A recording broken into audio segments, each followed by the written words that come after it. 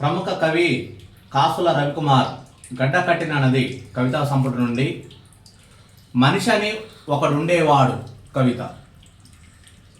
భూమి కన్ను అప్పుడే తెరుచుకుంది. తల్లి పొత్తిలలో దాగిన విత్తనం ఒకటి మొక్కై మొలకెత్తింది. మేఘాలు ప్రేమను కురిపిస్తే సూర్యుడు ఆకలిని తీర్చాడు. పెరిగిన మొక్క కృతజ్ఞతగా పువ్వులను పండ్లను సమర్పించింది.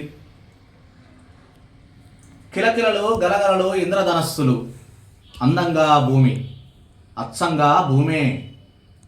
ఓ కాలరాత్రి గడ్డపార పాదాలు గొడ్డలి చేతులతో 2 కాళ్ళ జంతు ఒకటి వచ్చి చేరింది.